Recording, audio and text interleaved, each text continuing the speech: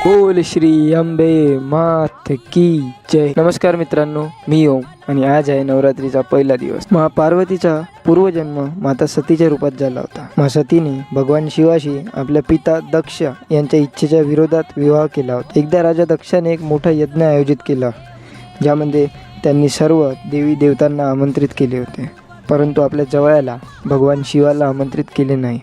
भगवान शिवानी माता सतीला यज्ञाला जाण्यापासून रोखले, परंतु पित्याविषयी आपले कर्तव्य समजून माता सती यज्ञाला गेल्या। तिथे पोहोचल्यानंतर त्यांच्या पित्याने भगवान शिवाचा अपमान केला। हा अपमान सहन न झाल्याने माता सतीने स्वतःला यज्ञाच्या अग्नीमध्ये समर्पित केले। त्यानंतर जेव्हा माता सतीने राजा हिमालयाच्या घरी जन्म घेतला, तेव्हा त्यांना शैलपुत्री असे नाव मिळाले। शैलपुत्रीचा अर्थ आहे हिमालयाची कन्या।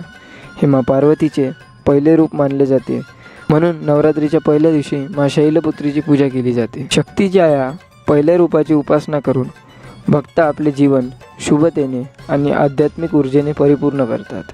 हीच सुरुवात आहे देवीच्या 9 रूपाच्या यात्रेची। आजची ही कथा तुम्हाला माहीत होती का? कमेंटमध्ये नक्की कळवा आणि आदिशक्तीच्या प्रत्येक रूपाची माहिती मिळवण्यासाठी फॉलो करा। जर हा व्हिडिओ तुम्ही यूट्यूबवर पाहत असेल, सबस्क्राईब करा। धन्यवाद।